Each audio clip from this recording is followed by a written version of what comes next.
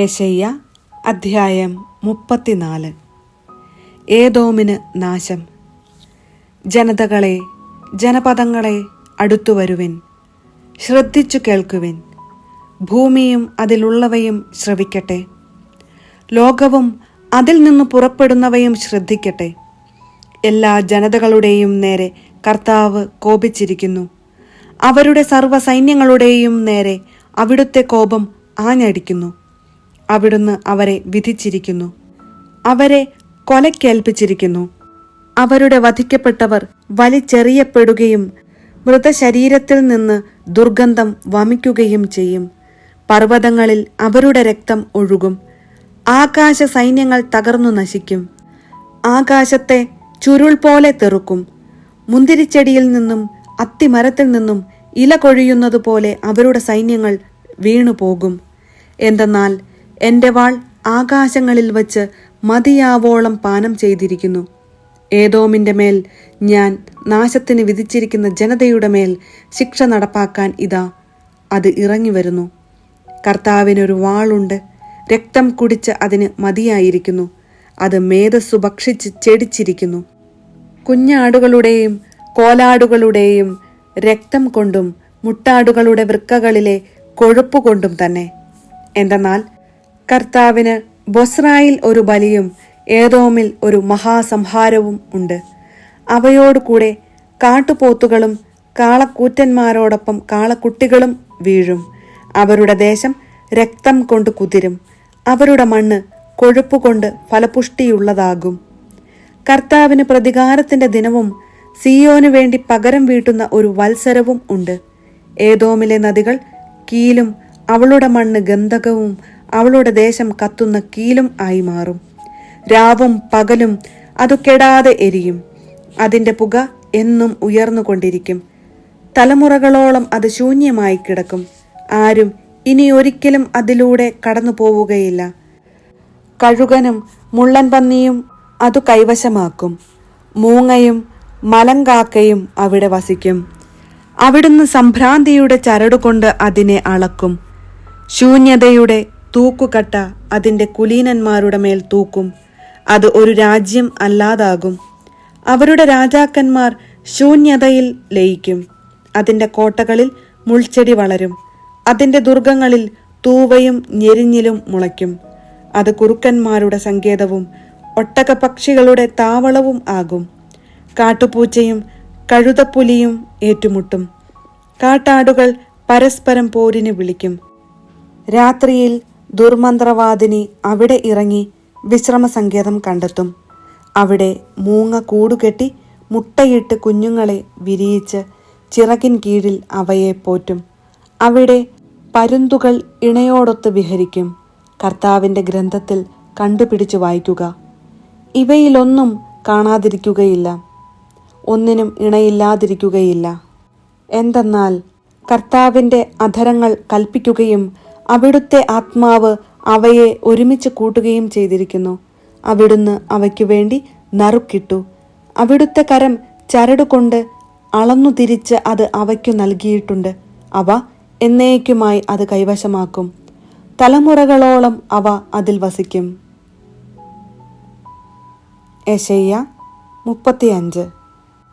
ഐശ്വര്യപൂർണമായ ഭാവി. വിജനദേശവും വരണ്ട പ്രദേശവും സന്തോഷിക്കും. മരുഭൂമി ആനന്ദിക്കുകയും പുഷ്പിക്കുകയും ചെയ്യും. കുങ്കുമച്ചെടി പോലെ സമൃദ്ധമായി പൂവിട്ട് അത് പാടി ഉല്ലസിക്കും. ലബനോന്റെ മഹത്വവും കാർമലിന്റെയും ഷാരോന്റെയും പ്രതാപവും അതിന് ലഭിക്കും. അവ കർത്താവിൻ്റെ മഹത്വം, നമ്മുടെ ദൈവത്തിൻ്റെ പ്രതാപം ദർശിക്കും. ദുർബല കരങ്ങളെ ശക്തിപ്പെടുത്തുകയും ബലഹീനമായ കാൽമുട്ടുകളെ ഉറപ്പിക്കുകയും ചെയ്യുവിൻ. ഭയപ്പെട്ടിരിക്കുന്നവരോട് പറയുവിൻ, ഭയപ്പെടേണ്ട, ധൈര്യം അവലംബിക്കുവിൻ. ഇതാ നിങ്ങളുടെ ദൈവം പ്രതികാരം ചെയ്യാൻ വരുന്നു. ദൈവത്തിൻ്റെ പ്രതിഫലവുമായി വന്ന് അവിടുന്ന് നിങ്ങളെ രക്ഷിക്കും. അപ്പോൾ അന്ധരുടെ കണ്ണുകൾ തുറക്കപ്പെടും. ബധിരരുടെ ചെവി ഇനി അടഞ്ഞിരിക്കുകയില്ല. അപ്പോൾ മുടന്തൻ മാനിനെ പോലെ കുതിച്ചു ചാടും. മൂകന്റെ നാവ് സന്തോഷത്തിന്റെ ഗാനം ഉതിർക്കും. വരണ്ട ഭൂമിയിൽ ഉറവകൾ പൊട്ടിപ്പുറപ്പെടും. മരുഭൂമിയിലൂടെ നദികൾ ഒഴുകും. തപിച്ച മണലാരണ്യം ജലാശയമായി മാറും. ദാഹിച്ചിരുന്ന ഭൂമി അരുവികളായി മാറും. കുറുനരികളുടെ പാർപ്പിടം ചതുപ്പു നിലമാകും. പുല്ലും ഞാങ്ങണയും കോരപ്പുല്ലും ആയി പരിണമിക്കും. അവിടെ ഒരു രാജവീഥി ഉണ്ടായിരിക്കും. വിശുദ്ധ വീഥി എന്ന് അത് വിളിക്കപ്പെടും. അശുദ്ധർ അതിലൂടെ കടക്കുകയില്ല. ഭോഷർക്കു പോലും അവിടെ വഴിതെറ്റുകയില്ല. അവിടെ സിംഹം ഉണ്ടായിരിക്കുകയില്ല. ഒരു ഹിംസ്ര ജന്തുവും അവിടെ പ്രവേശിക്കുകയില്ല. അവയെ അവിടെ കാണുകയില്ല. രക്ഷിക്കപ്പെട്ടവർ മാത്രം അതിലൂടെ സഞ്ചരിക്കും. കർത്താവിൻ്റെ വീണ്ടെടുക്കപ്പെട്ടവർ തിരിച്ചു വരികയും ഗാനാലാപത്തോടെ സിയോനിൽ പ്രവേശിക്കുകയും ചെയ്യും. നിത്യമായ സന്തോഷത്തിൽ അവർ മുഴുകും. അവർ സന്തോഷിച്ചുല്ലസിക്കും. ദുഃഖവും നെടുവീർപ്പും അകന്നുപോകും. ഏശയ്യ അധ്യായം 36. സെന്നാകെരീബിന്റെ ആക്രമണം. ഹെസക്കിയ രാജാവിന്റെ 14-ാം ഭരണവർഷം അസീറിയ രാജാവായ സെന്നാകെരീബ് യൂദായിലെ സുരക്ഷിത നഗരങ്ങളെല്ലാം ആക്രമിച്ച് പിടിച്ചടക്കി. അസീറിയ രാജാവ് ലാക്കിഷിൽ നിന്ന് റബ്ഷക്കയെ ഒരു വലിയ സൈന്യത്തോടൊപ്പം ജെറുസലേമിൽ ഹെസക്കിയ രാജാവിന്റെ നേർക്ക് അയച്ചു. അവൻ അലക്കുകാരന്റെ വയലിലേക്കുള്ള പെരുവഴിയിലുള്ള മേൽക്കളത്തിന്റെ ചാലിനരികെ നിലയുറപ്പിച്ചു. അപ്പോൾ അവന്റെ അടുത്തേക്ക് ഹിൽക്കിയായുടെ പുത്രനായ എലിയാക്കിം എന്ന കൊട്ടാരം വിചാരിപ്പുകാരനും ഷെബ്ന എന്ന കാര്യവിചാരകനും ആസാഫിന്റെ പുത്രനായ യോവാഹ് എന്ന ദിനവൃത്താന്ത ലേഖകനും ചെന്നു. റബ്ഷക്കെ അവരോട് പറഞ്ഞു, ഹെസക്കിയായോട് പറയുക, മഹാനായ അസീറിയ രാജാവ് പറയുന്നു, നിന്റെ ആത്മധൈര്യത്തിന്റെ അടിസ്ഥാനം എന്ത്?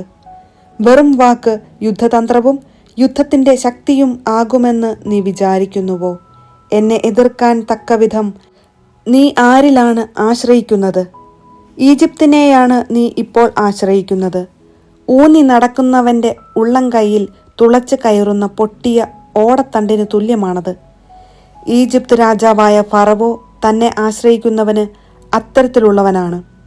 ഞങ്ങളുടെ ദൈവമായ കർത്താവിലാണ് ഞങ്ങൾ ആശ്രയിക്കുന്നത് എന്ന് നീ എന്നോട് പറഞ്ഞാൽ, നിങ്ങൾ ഈ ബലിപീഠത്തിന് മുൻപിൽ മാത്രം ആരാധന നടത്തിയാൽ മതി എന്ന് യൂദായോടും ജെറുസലേമിനോടും പറഞ്ഞുകൊണ്ട് അവിടുത്തെ പൂജാഗിരികളും ബലിപീഠങ്ങളുമല്ലേ ഹെസക്കിയ നശിപ്പിച്ചത്? എൻ്റെ യജമാനനായ അസീറിയ രാജാവുമായി പന്തയം വയ്ക്കുക. നിനക്കു വേണ്ടത്ര കുതിരപ്പടയാളികൾ ഉണ്ടെങ്കിൽ ഞാൻ 2000 കുതിരകളെ തരാം. രഥങ്ങൾക്കും കുതിരപ്പടയാളികൾക്കും വേണ്ടി ഈജിപ്തിനെ ആശ്രയിക്കുന്ന നിനക്ക് എൻ്റെ യജമാനന്റെ ഏറ്റവും ചെറിയ ദാസന്മാരിൽപ്പെട്ട ഒരു സേനാ നായകനെയെങ്കിലും തിരിച്ചോടിക്കാൻ കഴിയുമോ? കർത്താവിൻ്റെ സഹായമില്ലാതെയാണോ ഈ ദേശത്തെ നശിപ്പിക്കാൻ വേണ്ടി ഞാൻ പുറപ്പെട്ടിരിക്കുന്നത്? കർത്താവ് എന്നോട് അരുളി ചെയ്തു, ഈ ദേശത്തിനു നേരെ ചെന്ന് അതിനെ നശിപ്പിക്കുക. അപ്പോൾ എലിയാക്കിമും ഷെബ്നായും യോവാഹും കൂടി റബ്ഷക്കയോട് പറഞ്ഞു, നിന്റെ ദാസന്മാരോട് ദയവായി അരമായ ഭാഷയിൽ സംസാരിക്കുക, ഞങ്ങൾക്ക് അത് മനസ്സിലാകും. കോട്ടയുടെ മുകളിലുള്ള ജനം കേൾക്കെ ഞങ്ങളോട് ഹെബ്രായ ഭാഷയിൽ സംസാരിക്കരുത്.